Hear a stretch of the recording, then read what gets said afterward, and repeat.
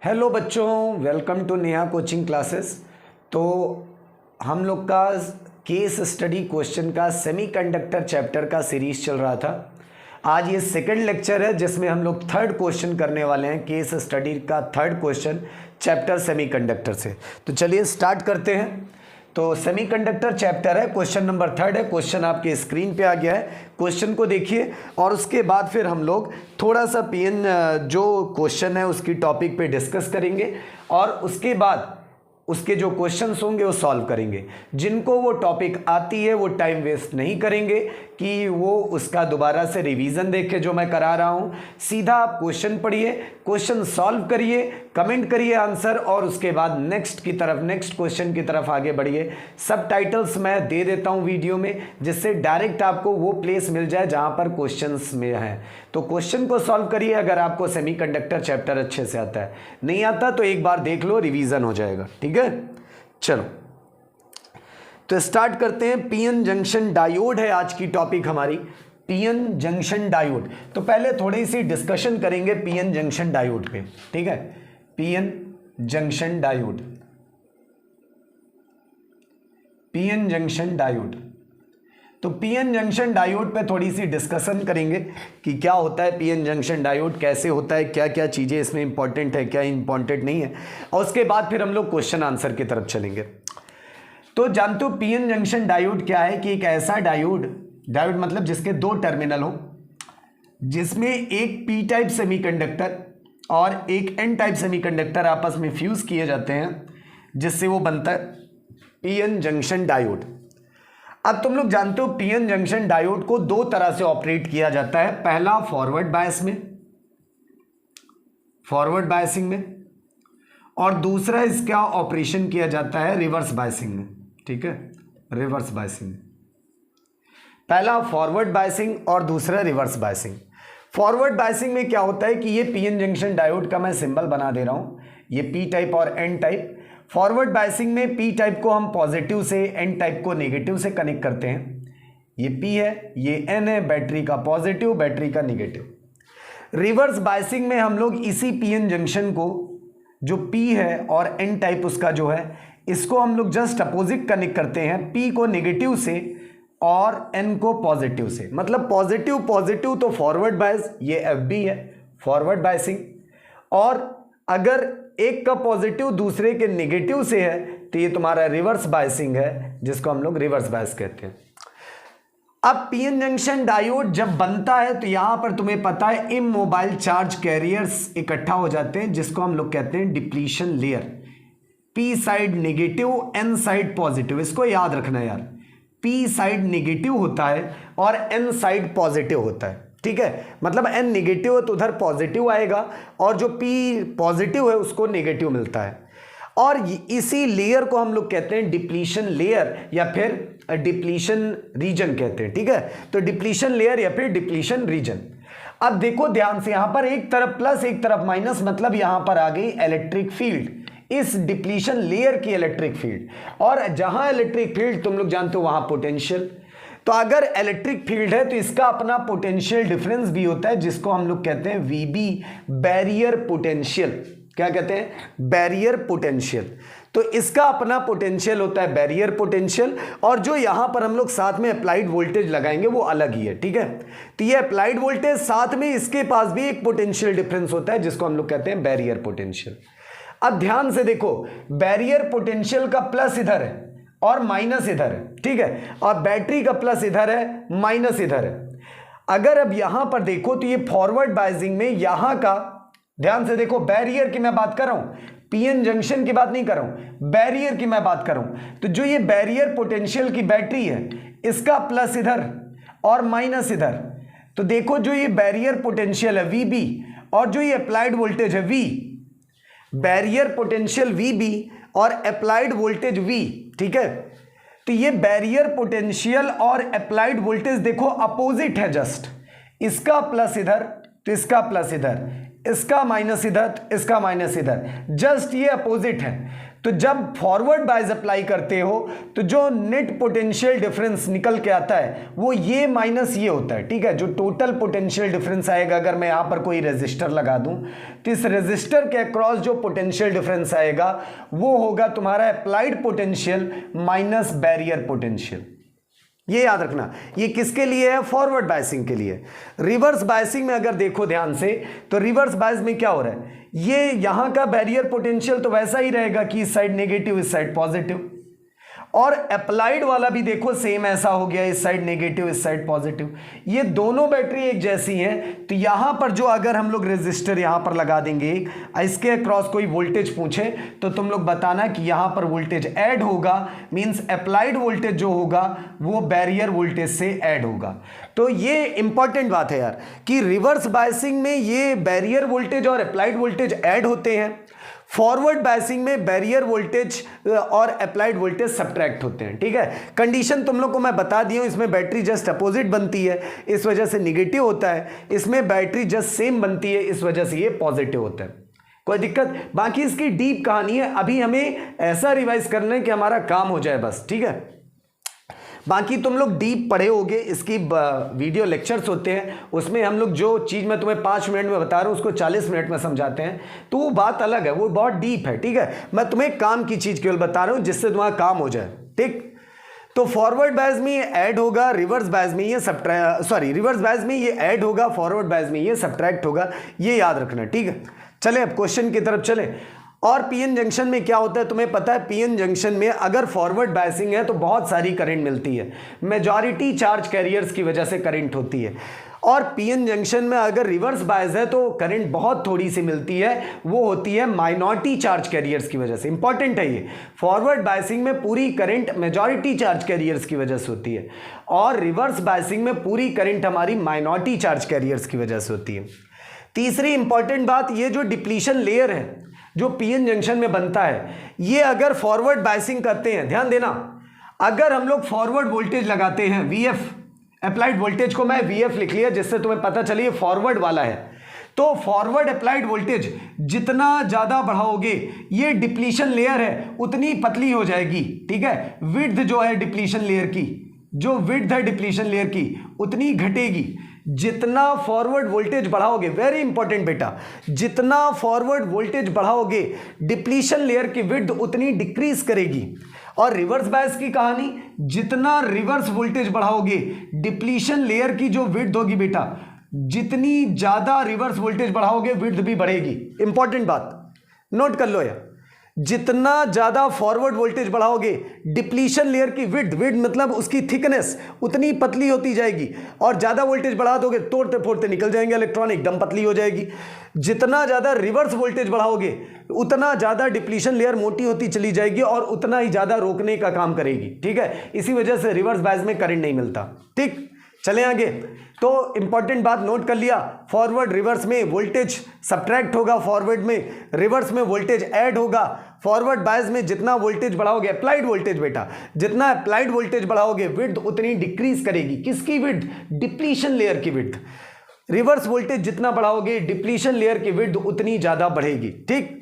चलें आगे। चलो अब क्वेश्चन की तरफ चलते हैं। मैं तुम लोग से कहा था ज्यादा टाइम मैं तुम लोग का रिवीजन में नहीं लूंगा, सीधे क्वेश्चन पे बात करेंगे, क्योंकि अब वो समय है जिसमें हमें क्वेश्चन के जरिए अपनी टॉपिक्स तैयार करनी है। जितने क्वेश्चन सॉल्व करोगे उतना ज़्यादा उसके जो छोटे मोटे कॉन्सेप्ट होंगे वो क्लियर हो जाएंगे, ठीक। तो अब क्वेश्चन पे ज़्यादा ध्यान देना है। चलो फर्स्ट क्वेश्चन की तरफ चलते हैं हमारा। यहां पर ज़रा सा ध्यान देना सर्किट में, एक बार सर्किट तुम लोग जरूर देख लेना, क्योंकि कुछ टर्मिनोलॉजी है वो बदल देते हैं ये लोग क्वेश्चन में। जिसको मैं वीबी लिख रहा हूं हो सकता है उसको कुछ और लिख देंगे, ठीक। तो इसलिए इसको देख लेना। यहां पर एक रेजिस्टेंस लगाया गया है सर्किट में, और एक अप्लाइड वोल्टेज, देखो अप्लाइड वोल्टेज को इन्होंने नाम दे दिया वीबी, जिसको मैं बैरियर वोल्टेज बोल रहा था। तो कोई टेंशन नहीं है, अगर उन्होंने नाम दे दिया वीबी तो कहोगे सर ये कैसे, आप बैरियर वोल्टेज बता रहे हैं, ये वीबी को अप्लाइड वोल्टेज बता रहे हैं। तो नाम ही तो दिए बेटा, उसका जो कॉन्सेप्ट है जहां पर उसको रखना है, जो फॉर्मूले है वो वैसे ही चलेंगे, केवल नाम हम भी बदल देंगे, क्या करना है, इनके ही नाम हम लोग यूज करेंगे, ठीक है, जो नाम इन्होंने दिया है। तो चलो, और यहां पर इन्होंने एक मिली एमीटर लगा दिया है, जो मिली एम्पियर में मेजर करता है। इसका टर्मिनल भी बता दिया, ये पॉजिटिव है और ये नेगेटिव है। अब इनके क्वेश्चन है सबसे पहले कि अगर अप्लाइड वोल्टेज VB जो इन्होंने लिखा है वो 5 वोल्ट है, तो the maximum value of R so that the voltage V is above the knee voltage is. अब इन्होंने कह रहा है कि अगर अप्लाइड वोल्टेज 5 वोल्ट है तो ये जो रेजिस्टेंस R है इसकी मैक्सिमम वैल्यू क्या होगी कि जो ये वोल्टेज है हमारा, जो हमारा अप्लाइड वोल्टेज है ये हमारा नी वोल्टेज के अबोर है। ठीक है, नी वोल्टेज से ज़्यादा हो जाए। क्वेश्चन जरा ध्यान से पढ़ना, नी वोल्टेज भी तुम लोग को दिया गया है। ठीक है, तो इन्होंने नी वोल्टेज दिया है VN करके नी वोल्टेज दिया है, वो दिया है 0.7 वोल्ट। अब देखो तुम लोग बुक देखोगे, बहुत जगह बुक में लिखा होगा नी वोल्टेज को VK, पर क्या कर सकते हैं, क्वेश्चन में अगर नी वोल्टेज उन्होंने लिख के दे दिया VN है तो है, हमें फॉर्मूले वैसे लगाने हैं, एब्रीविएशन कुछ भी हो। ठीक है, उसको सिंबल हो कोई भी यूज करें, उसका टेंशन नहीं है। अब तुम लोग बताओ, हमें R निकालना है और मैक्सिमम वैल्यू R निकालना है। तो मैं तुमसे कहा हूं कि पहले देखो ये कौन से बायसिंग में है, PN जंक्शन। देखो ये P टाइप है इसका और ये है पॉजिटिव, तो दिख रहा है P पॉजिटिव से जुड़ा है, तो मतलब ये कौन से बायसिंग में हो गया हमारा, ये फॉरवर्ड बायसिंग में है। अब फॉरवर्ड बायसिंग में तुम्हें पता है कि इस रेजिस्टर के अक्रॉस जो नेट वोल्टेज होगा, ध्यान देना, रेजिस्टेंस निकालना है। हम लोग बहुत बचपन में पढ़े हैं कि Ohm's law is equal to होता है V इक्वल टू IR या फिर RI, कुछ भी लिख लो। अब बताओ अगर मुझे V पता चल जाए, ठीक है, I की इंफॉर्मेशन क्वेश्चन में दिया हुआ है, क्वेश्चन में ध्यान से पढ़िए कि ये जो हमारा करंट है, मिली एम्पियर है, मिली एमीटर है, जो हमारा मिली एमीटर कितना करंट मेजर कर रहा है, तो करंट इन्होंने दिया है कि 1 मिली एम्पियर करंट है इनका, 1 मिली एम्पियर। I इन्होंने दिया है, I है 1 मिली एम्पियर। ठीक है, I है 1 मिली एम्पियर जी। तो अब देखो चलते हैं हम लोग, अगर V हम निकाल लें, I हमें पता है, R अपने आप निकल जाएगा। अब V निकालना है तो अभी मैं बताया हूं, अगर फॉरवर्ड बायस में हो तो नेट V R के क्रॉस कैसे निकलता है। जो अप्लाइड वोल्टेज हो कितना है बेटा, 5 वोल्ट, उसमें जो इसका बैरियर का वोल्टेज हो, ठीक है, या फिर जिसको हम लोग कहते हैं नी वोल्टेज। अब देखो एक इंपॉर्टेंट बात, जो मैं तुम लोग से कह रहा था कि वो वोल्टेज जहां तक डिप्लीशन लेयर एकदम टूट जाए, बैरियर वोल्टेज का मतलब क्या है कि भाई एक हम लोग वोल्टेज लगाए अप्लाइड वोल्टेज, दूसरा उसका वोल्टेज आया है बैरियर का वोल्टेज। ठीक है, एक अप्लाइड वोल्टेज, दूसरा बैरियर का वोल्टेज। अब अप्लाई वाला वोल्टेज बैरियर वाले को अपोज कर रहा है, जितना ज्यादा ये अपोज करेगा उतना ज्यादा वो कमजोर पड़ता जाएगा। तो यहां से हम 0 से स्टार्ट किए, ये 0.7 है, तो जब तक 0.7 अप्लाइड वोल्टेज नहीं होगा इसका कुछ नहीं बिगाड़ सकता। जैसे ही 0.7 से ज्यादा होगा ये पूरी तरह से टूट जाएगा, करंट तेजी से बढ़ेगा। और नी वोल्टेज एक ऐसा वोल्टेज है जहां पर VI कैरेक्टरिस्टिक, इससे पहले वाले वीडियो में मैं तुम लोग को बताया हूं कि VI कैरेक्टरिस्टिक जब हम लोग फॉरवर्ड बायस की बनाते हैं तो वो कुछ ऐसे चलती है। तो जहां से जिस वोल्टेज से करंट अचानक से तेजी से बढ़ना चालू करे उसी को हम लोग कहते हैं नी वोल्टेज। उसको हम लोग क्या कहते हैं, नी वोल्टेज। ये फॉरवर्ड करंट है और ये फॉरवर्ड वोल्टेज के बीच में हमारा ग्राफ बना है, तो इसी वोल्टेज को नी वोल्टेज कहते हैं। और तुम्हें पता है कि तेजी से करंट कब बढ़ेगी, जब बैरियर पूरी तरह से टूट जाएगा। तो इसी वजह से नी वोल्टेज को हम लोग बैरियर वोल्टेज की जगह पे यूज करते हैं। ठीक है, तो इन्होंने कहा फॉरवर्ड बायस में ये दोनों सब्ट्रैक्ट होने चाहिए। लो भाई सब्ट्रैक्ट कर दिया, तो बताओ कितना आ गया सब्ट्रैक्ट करने पे। तुम्हें पता है 5 में से 0.7 सब्ट्रैक्ट करोगे तो ये आएगा तुम्हारा 4.3 वोल्ट। ये तो आ गया V। I की व्यवस्था अपने पास है, R निकालना है। R is equal to V upon I होता है। V कितना है 4.3, I कितना है 1 मिली, मिली का मतलब 10 की पावर -3। अब तुम्हें पता है 10 की पावर -3 ऊपर जाएगा +3 हो जाएगा, तो 4.3 इंटू 10 की पावर 3। अब तुम्हें पता है 4.3 इंटू 10 पावर 3, एक जीरो तो इसको हटाने में चला गया, 2 जीरो बचा, मतलब 4300। कितना आया 4300। देखो क्या ये ऑप्शन में है, option number B, option number B, option number B is your right answer. वहां पर किलो ओम लिखा है, तुम लोग जानते हो ना 10 की पावर 3 का मतलब किलो ओम होता है। ठीक है। तो ये हमारा ओम में आया है और यहां पर अगर देखो मैं इसको रिप्लेस कर दूं तो 4.3 किलो ओम हो जाएगा। अगले क्वेश्चन की तरफ चलते हैं। देखो बेटा सेम क्वेश्चन है, इस बार फिर से अप्लाइड वोल्टेज 5 वोल्ट दे दिया है।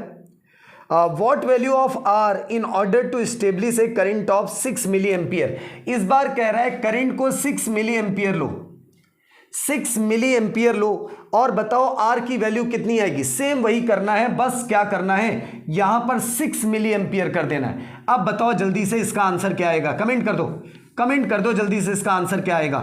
ठीक है चलो सॉल्व करते हैं इसको। ऊपर गया, जानते हो 4300 तो आना है, 6 से डिवाइड करना है इसको, बताओ कितना आ जाएगा। 717 ओम आ रहा है तुम्हारा। ठीक है पॉइंट में भी जाएगा आगे चीजें, क्योंकि पूरी तरह से कैंसिल होगा नहीं। तो ये तुम्हारा 717 नियर अबाउट आंसर आ गया तुम्हारा। ठीक है अब नेक्स्ट क्वेश्चन पे चलते हैं। अप्लाइड वोल्टेज 6 वोल्ट है, power dissipated in resistor R when the current is 6 milli ampere. तुम्हें पता है पावर निकालना है, पावर का फॉर्मूला होता है, तुम लोग जानते हो पावर का फॉर्मूला होता है I स्क्वायर आर। क्या होता है I स्क्वायर आर। तो तुम्हारे पास करंट है, कितना है करंट 6 मिली एम्पियर और VB अप्लाइड वोल्टेज तुम्हें दिया है कितना 6 वोल्ट।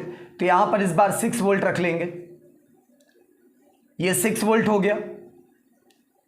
6 वोल्ट में 0.7 माइनस किया, तुम लोग जानते हो 5.3 आएगा, तो यहां पर 5.3 हो गया। ठीक है इसको और आगे सॉल्व करते हैं।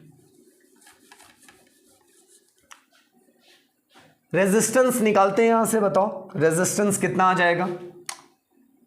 वही हो गया 5300, 6 से डिवाइड करना है। 8 48 48 2 50 3 53 5 8 48 2 8 6 18 2, ये इतना आया तुम्हारा। अब तुम्हें आई स्क्वायर आर करके निकालना है। आई स्क्वायर आर पावर अगर देखें तो हमारा हो जाएगा, पावर हो जाएगा यहां से आई स्क्वायर आर। आई कितना दिया है हमें 6 मिली एम्पियर, हाँ 6 मिली एम्पियर। तो 6 इंटू 10⁻³ का whole square into R. R हम इसको ऐसे भी लिख सकते हैं 5300 डिवाइडेड बाई 6। तुम्हें पता है 6 6 जा 36 होता है, 10⁻³ से -6 हो जाएगा इंटू 5300 अपॉन 6, एक कैंसिल हो गया और 2 जीरो से 2 जीरो कैंसिल, -4 बचा है, 6 3 18 6 35 1 31, ये हो गया 318 10⁻⁻⁴। वॉट में आंसर आएगा तो ये हमारा आया 318 10⁻⁻⁴। अगर मैं एक बार इसका डेसिमल खिसकाऊं तो 31.8 इंटू 10⁻⁻³ होगा। एक बार डेसिमल खिसकाया और 10⁻³ को बोलते हैं मिली, तो 31.8 मिली वॉट, ये तुम्हारा राइट आंसर है एंड ये ऑप्शन नंबर डी है। तो option number D is your right answer, option number D आपका राइट आंसर है। ठीक है तो नेक्स्ट क्वेश्चन की तरफ चलते हैं। When the diode is in reverse bias with voltage 6 volt and barrier voltage is 0.63 volt, the total potential. बहुत ही इजी क्वेश्चन है। रिवर्स बायस में बैरियर का वोल्टेज और अप्लाइड वोल्टेज को क्या करते हैं जस्ट अभी बताया हूं, ये मैं तुम लोग के लिए छोड़ रहा हूं, कमेंट सेक्शन में करना। जिसका आंसर सबसे पहले आएगा नेक्स्ट वीडियो में मैं उसका नाम लूंगा यहां पर वीडियो में। ठीक है तो चलते हैं नेक्स्ट क्वेश्चन की तरफ। Which of the below mentioned statement is false regarding PN junction diode. PN junction diode के बारे में जो ये 4 स्टेटमेंट दिए उसमें से कौन सा फॉल्स है तो हमें देखना है। पहला है डायोड आर अनकंट्रोल्ड डिवाइस, एकदम बात सही है, सही स्टेटमेंट है कि डायोड अनकंट्रोल्ड होते हैं। अनकंट्रोल्ड का मतलब कि देखो तुम्हें पता है कि डायोड में जब बैरियर टूट जाना है तो करंट तेजी से चलना है, तो उसको कंट्रोल नहीं कर सकते, ये अनकंट्रोल्ड है, ठीक है, ये करंट डिपेंडेंट है। तो ये एकदम सही स्टेटमेंट है, हमें गलत वाला बताना है। डायोड आर रेक्टिफाइंग डिवाइस, एकदम सही है, एसी को डीसी में कर सकता है, रेक्टिफाइंग डिवाइस है। Diode are unidirectional device, diode को एक ही साइड से लगा के यूज कर सकते हो, पलट दोगे तो नहीं चलता। डायोड है 3 टर्मिनल, ये गड़बड़ है, इसका नाम ही डायोड है। डायोड जिसके पास 2 टर्मिनल हो, 3 टर्मिनल नहीं हो सकता, तो आपका ऑप्शन यहां पर है D option is wrong, that is why ये हमारा ऑप्शन सही हुआ। हमें रॉन्ग ही बताना था यहां पर, तो रॉन्ग है हमारा ऑप्शन नंबर डी। तो ये हमारा क्वेश्चन था, क्वेश्चन नंबर 4 केस स्टडी से। अब मूव करते हैं हमारे नेक्स्ट क्वेश्चन की तरफ। तो नेक्स्ट क्वेश्चन आपके स्क्रीन पे आ गया, अब चलते हैं उसकी तरफ।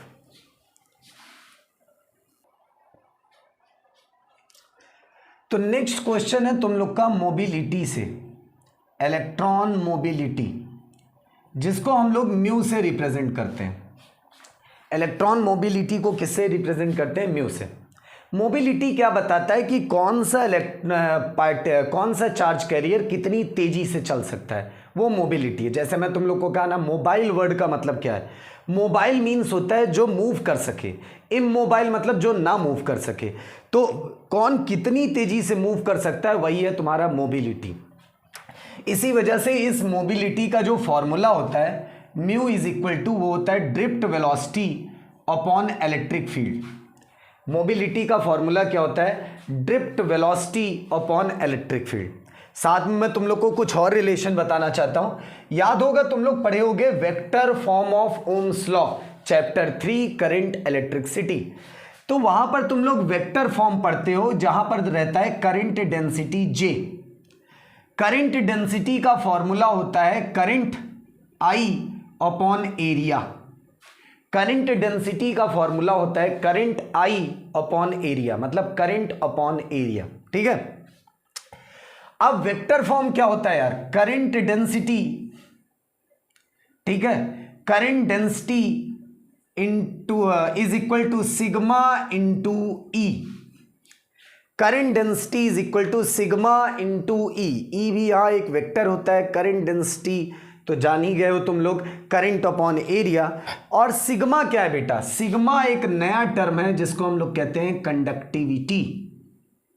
सब ये 3rd चैप्टर में तुम लोग को पढ़ाया जाता है, कंडक्टिविटी।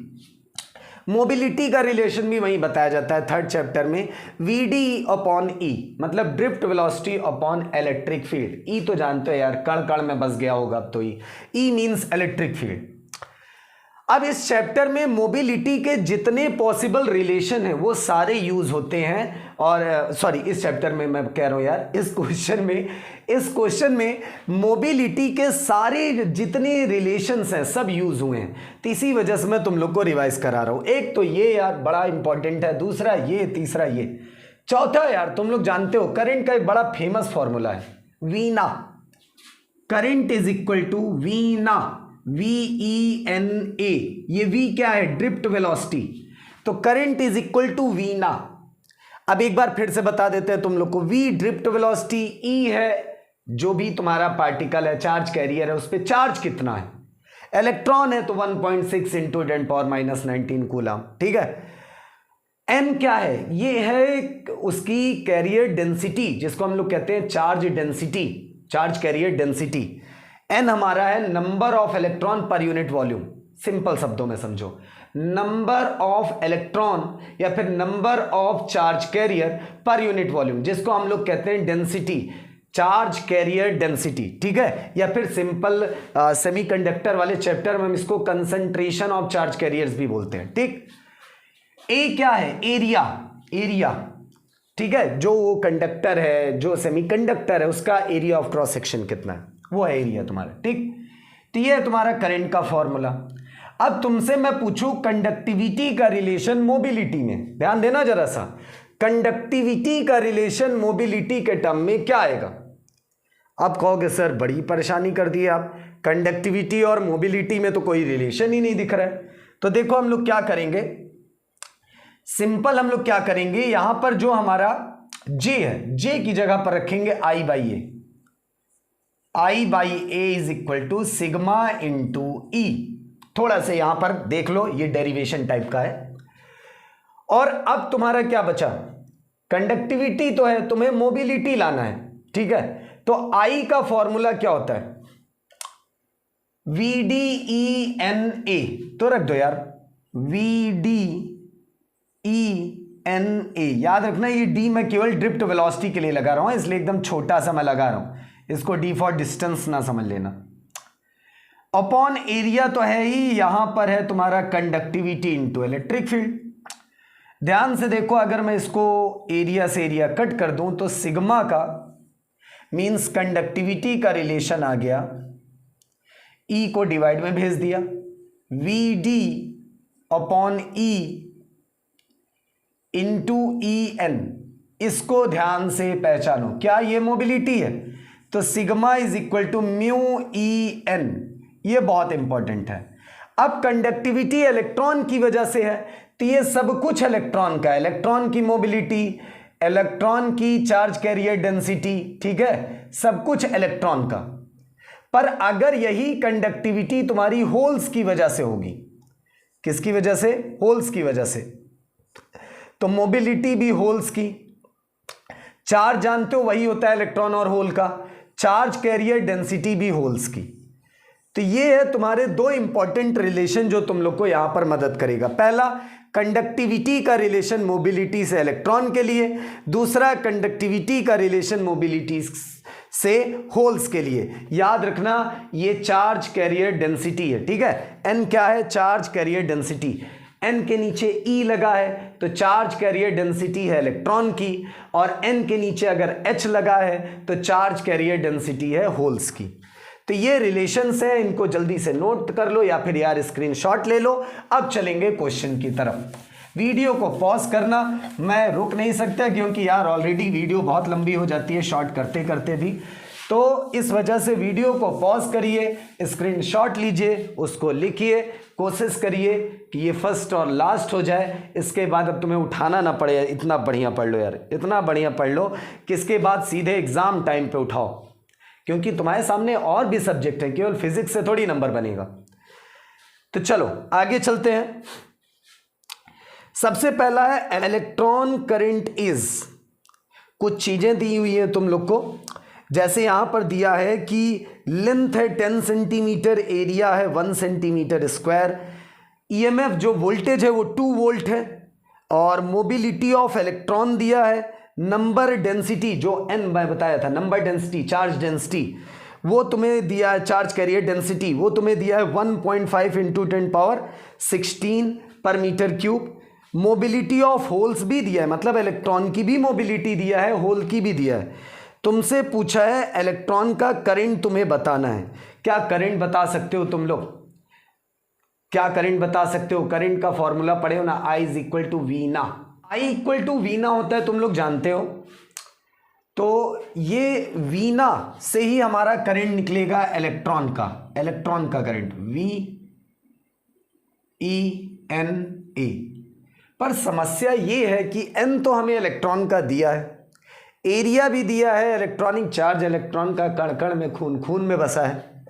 ड्रिफ्ट वेलोसिटी निकालना है, उसके लिए हमारे पास एक टर्म है mu. Mu is equal to drift velocity upon electric field. अब कहोगे सर इलेक्ट्रिक फील्ड नहीं है, तो इलेक्ट्रिक फील्ड का निकालने का तरीका है हमारा, थोड़ा और नीचे लिखते हैं। इलेक्ट्रिक फील्ड निकालेंगे हम लोग V अपॉन L से। यहां पर V याद रखना पोटेंशियल डिफरेंस है, EMF जिसको कहते हो तुम लोग। अब देखो यहीं से कहानी स्टार्ट होगी। EMF दिया है 2 वोल्ट, लेंथ दिया है 10 सेंटीमीटर में, मीटर में करेंगे 10 की पावर -2 करके। तुम्हें पता है एक पावर कैंसिल हो जाएगी, एक बचेगी, और ऊपर जाएगी तो प्लस हो जाएगी। तो यहां से देखो ये ऊपर गया प्लस में हो गया, एक कैंसिल हो गया, तो 20। अब तुम लोग जानते हो ये वोल्ट है, ये लेंथ है मीटर में, तो वोल्ट पर मीटर यूनिट आ गया। इलेक्ट्रिक फील्ड की यूनिट वैसे भी तुम लोग जानते हो वोल्ट पर मीटर। इलेक्ट्रिक फील्ड मिल गया। मोबिलिटी तुम्हारे क्वेश्चन में दिया हुआ है, इलेक्ट्रॉन की मोबिलिटी आपके क्वेश्चन में दिया हुआ है। इलेक्ट्रॉन की मोबिलिटी दिया है 0.14, ठीक है। और इलेक्ट्रिक फील्ड तुम्हारा आया है 20 और ड्रिफ्ट वेलोसिटी बेटा निकालना है। इसको इधर ले जाओ मल्टीप्लाई में, तो 0.14 इंटू 20 ये तुम्हारा हो गया ड्रिफ्ट वेलोसिटी। और तुम्हें पता है यहां से तुम्हारा ड्रिफ्ट वेलोसिटी कितना आ जाएगा, Vd is equal to drift velocity हो जाएगा 14 टू जा 28, तो 280 हो गया मीटर पर सेकेंड। तो 2.8 तुम्हारा आया मीटर पर सेकेंड, ये तुम्हारा आया क्या, ड्रिफ्ट वेलोसिटी। अब यहां पर रख लो यार 2.8 into 1.6 into 10 to the power -19। अब बचा कंसंट्रेशन मतलब चार्ज कैरियर डेंसिटी। डेंसिटी है तुम्हारी 1.5 इंटू 10 की पावर 16। अब बचा एरिया, तो एरिया है तुम्हारा 1 सेंटीमीटर स्क्वायर, और इसको जानते हो मीटर स्क्वायर में करोगे तो 10 की पावर -4। अब सब मीटर में हो गया, ठीक। इसको सॉल्व करते हैं, पहले पावर का कुछ करते हैं। 16 है, 19 है, -3 यहां से बचा, -4 यहां है, हो गया total -7। 2.8 into 1.6 into 1.5 into 10 to the power -7। देखो 3 पावर यहां से माइनस वाली बची, 4 यहां है, 4 और 3 कितने हो गए 7। इन सबको मल्टीप्लाई करो, इन सबको मल्टीप्लाई करोगे आएगा 6.72 इंटू 10 टू दी पावर -7।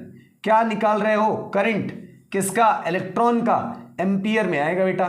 तो ये हो गया तुम्हारा आंसर। और ये कौन सा ऑप्शन सही है तुम्हारा, ये तुम्हारा सही है option number D, 6.72 into 10 to the power -7। तो ये फर्स्ट आंसर आया। इस तरह से तुम लोग का करंट यहां पर निकलेगा वीना वाले रिलेशन से। अब कहोगे सर आप तो सेमीकंडक्टर पढ़ा रहे हैं, पहुंच गए करंट इलेक्ट्रिसिटी पे, तो टेंशन न लो, ये सेमीकंडक्टर का ही है। पर कहते हैं ना कभी कभी हमारे फिजिक्स में ऐसा बहुत होता है, इसीलिए बच्चे फिजिक्स में बहुत परेशान होते हैं। फिजिक्स में मिक्सवेज क्वेश्चन होते हैं, क्वेश्चन कहीं और का, फॉर्मूला कहीं और का लगेगा, क्योंकि सब एक दूसरे से इंटरकनेक्टेड है, इसलिए ऐसा होता है, ठीक है। सेकंड क्वेश्चन, होल करंट निकालना है, सेम बेटा सेम, ड्रिफ्ट वेलोसिटी होल्स की निकालो मोबिलिटी की मदद से, ठीक है। उसके बाद तुम लोग यहां पर सेम वही रिलेशन रख के होल का करंट भी निकाल सकते हो। तो तुम लोग मुझे कमेंट करके बताना कि होल का करंट कितना आएगा, ठीक। और दोनों की जो चार्ज कैरियर डेंसिटी दिया है वो वही दिया है, ठीक। चलो आगे चलते हैं। Number density of donor atom. Donor atom याद करो, बहुत इंपॉर्टेंट बात यार। तुम्हें पता है डोपिंग में एक पेंटावैलेंट डोपिंग होती है, एक ट्राईवैलेंट डोपिंग होती है। ट्राईवैलेंट डोपिंग में जो एटम आता है वो 3 इलेक्ट्रॉन लेके आता है, मतलब एक की कमी रह जाती है, तो उसको एक्सेप्टर एटम कहते हैं, क्योंकि एक वो ले रहा है, खुद कम लेके आया है। और जो पेंटावैलेंट डोपिंग होती है उसमें 5 इलेक्ट्रॉन्स होते हैं, जो 4 तो सेटिस्फाई कर देते हैं बॉन्ड सिलिकॉन का, पर एक इलेक्ट्रॉन फिर भी रह जाता है जो कि दे सकते हैं किसी को, तो इनको डोनर एटम कहते हैं। अब इंपॉर्टेंट बात क्या है कि डोनर एटम इलेक्ट्रॉन्स लेके आते हैं, एक डोनर एटम एक इलेक्ट्रॉन लेके आएगा। अगर तुम्हें डोनर एटम गिनना है कि कितने डोनर एटम है, तो इलेक्ट्रॉन गिन लो यार, इलेक्ट्रॉन के नंबर पता चल जाए, डोनर एटम के नंबर वही होंगे, ठीक है। तो चलो पता लगाते हैं इलेक्ट्रॉन के नंबर। तो क्वेश्चन में क्या कह रहा है कि number density of donor atom which are added to a pure semiconductor to produce N type semiconductor. Conductivity दिया है, कैरियर मतलब नंबर डेंसिटी पूछा है किसका, डोनर एटम का, और डोनर एटम का नंबर डेंसिटी मतलब तुम्हें इलेक्ट्रॉन की नंबर डेंसिटी निकालना है कंडक्टिविटी के रिलेशन से। तो याद करो कंडक्टिविटी का रिलेशन मोबिलिटी के टर्म में sigma is equal to mu E N, ठीक है। सिग्मा अगर इलेक्ट्रॉन का तो म्यू इलेक्ट्रॉन का, एन भी इलेक्ट्रॉन का। अब चलो डोनर एटम मतलब एक इलेक्ट्रॉन एक डोनर एटम लेके आता है, नंबर ऑफ इलेक्ट्रॉन निकाल लो, नंबर ऑफ डोनर एटम पता चल जाएगा। अब नंबर ऑफ डोनर एटम निकालना, मतलब ये m निकालना है, ठीक है, मतलब number density of donor atom. कहोगे सर बार बार आप गलत बोल रहे हैं, तो वही मेरा मतलब है, number density of donor atom, ठीक। तो सिग्मा, सिग्मा क्या है, कंडक्टिविटी, जो कि दिया है 6.4, ठीक है। Mobility of electron, mobility of electron शुरू में ही पढ़े हैं 0.14। What about charge, charge 1.6 into 10⁻⁻19। And what about N, N तो ही निकालना है यार, इन सब को इधर ले आओ, 6.4 divided by 0.14 into 1.6 into 10⁻⁻19, this is equal to number density of electron. याद रखना, number density of electron is equal to number density of donor atom, ठीक। चलो सॉल्व करते हैं। पावर ऊपर जाएगा, तुम लोग जानते हो 19 प्लस में हो जाएगा, एक power 6.4 into 10⁻19 divided by 0.14 into 1.6, केवल ये बचा, 16 4 जा 64 होता है, तो 0.4 टाइम्स में ये कट गया, है ना, नहीं सॉरी 4 टाइम्स में कट गया। अब सही है, 4 टाइम्स में ये कैंसिल हो गया, इसका 2 हटाए और 2 ऊपर गए, तो 19 टू 21, 4/14 पावर 21। अब इसको कैंसिल कर लो, 2 आया 7 आया, 2/7, तो ये हो गया तुम्हारा 0.72 जा 14, 6 बचा, 60 हुआ, 8 बार गया, 4 बचा, 5 बार गया, तो ये हो गया 10⁻21। तो ये आंसर हमारा क्यों नहीं मैच कर रहा है, क्योंकि यहां पर देखो हमें दिया था 6.4 ओम इनवर्स सेंटीमीटर इनवर्स, तो ये हमारी कंडक्टिविटी दिया था, जिस पे हम लोग ध्यान नहीं दिए, सेंटीमीटर इनवर्स है, इसका मतलब समझ रहे हो, सेंटीमीटर को मीटर में बदलना है, और इनवर्स में है तो तुम्हें पता है जो 10⁻⁻2 लगाते थे वो +2 लगाएंगे, तो यहां पर एक करेक्शन करना है कि 6.4 इंटू 10⁻2 दिया हुआ है, ठीक है, तो 10⁻2 लगा देंगे अगर हम लोग 10⁻2, तो ये 19 और 2 कितना हो जाएगा तुम्हारे 21, और 21 में 2 और बढ़ेगा, कितना हो जाएगा 23। अब ये तुम्हारा आया 23 पावर आया है, 23 पावर अगर आया तो अब हम इसको साइंटिफिक फॉर्म में कर सकते हैं 2.8 इंटू 10⁻22, और 2.8 नियरली 3 होता है, तो 3 into 10⁻22, this is your right answer. और ये ऑप्शन तुम्हारा कौन सा है, ये है तुम्हारा ऑप्शन नंबर 3 इंटू 10⁻22, ये है ऑप्शन नंबर ए। तो ऑप्शन नंबर ए है तुम लोग का 3 इंटू 10⁻22, ये है मीटर क्यूब का इनवर्स, और ये तुम्हारा है option number A. Option number A is right answer, ठीक है। तो ये था तुम्हारा 4th क्वेश्चन। देखिए आप लोग, नेक्स्ट क्वेश्चन है, when the given semiconductor is doped with indium, indium से डोपिंग की गई है, इंडियम ट्राईवैलेंट है, जानते हो ट्राईवैलेंट से डोपिंग करते हैं तो होल्स बढ़ जाएंगे, तो लिखे भी हैं कि होल्स बढ़ गए हैं, और होल्स का कंसंट्रेशन इन्होंने दिया है 4.5 इंटू 10⁻23। अब कह रहे हैं इलेक्ट्रॉन का कंसंट्रेशन बताओ।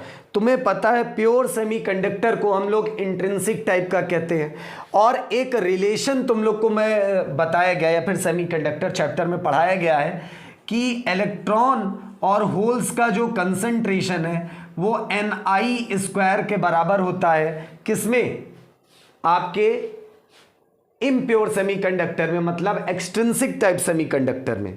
अब देखो ध्यान से, NH तुम्हें दिया है, NH तुम्हें दिया है कि ये तुम्हारा जो होल्स की डेंसिटी है वो तुम्हें दी हुई है, तुम्हें इलेक्ट्रॉन की डेंसिटी कह रहा है निकालने के लिए, तो इस रिलेशन से आराम से निकाल लेना। तो ये मैं तुम लोग के लिए होमवर्क छोड़ रहा हूँ, अगर इसको ना कर पाना कमेंट सेक्शन करना, एक शॉर्ट वीडियो बना देंगे इस पे कि इसको कैसे सॉल्व करना है। फॉर्मूला बता दिए, अब कुछ तो करो यार, अपने से थोड़ा तो दिमाग लगाओ। चलो अगला, pick out the statement which is not correct. कह रहा है कि जो स्टेटमेंट करेक्ट नहीं है वो बताओ भाई, फॉल्स वाला बताना है। At low temperature resistance of semiconductor is very high, ये एकदम सही है। लो टेम्परेचर पे 0 केल्विन पे जो आपका सेमीकंडक्टर है वो प्योर इंसुलेटर की तरह बिहेव करता है। Movement of holes are restricted in valence band only, ये भी सही है। होल्स का मूवमेंट वैलेंस बैंड तक ही रहता है, कंडक्शन बैंड में नहीं होता। Width of depletion layer increases as forward voltage increases, गलत। डिप्लीशन लेयर की विड्थ घटती है अगर फॉरवर्ड वोल्टेज इंक्रीज करोगे। तो बस यही हमारा आंसर है, यही सेंटेंस रॉन्ग है। ठीक है, अगला भी पढ़ लेते हैं। In forward bias condition diode the diode heavily conduct, ये भी सही है कि फॉरवर्ड बायस में डायोड से करंट बहुत सारा फ्लो करता है, उसकी कंडक्टिविटी बहुत ज़्यादा हो जाती है। ठीक है, तो ये हमारा था क्वेश्चन इलेक्ट्रॉन मोबिलिटी से। एक क्वेश्चन मैं आपके लिए छोड़ रहा हूँ, Ne into NH is equal to Ni² वाला। ठीक है, तो मिलते हैं नेक्स्ट वीडियो में। ये वीडियो भी काफ़ी लंबी हो गई है, तो नेक्स्ट वीडियो एक और पार्ट में बनाऊंगा। इसमें 2 केस स्टडी और रह गए हैं इस चैप्टर से, तो 2 केस स्टडी उसका नेक्स्ट पार्ट में कवर करेंगे। और तब तक के लिए पढ़ते रहो। ऑल द वेरी बेस्ट, मिलते हैं नेक्स्ट वीडियो में।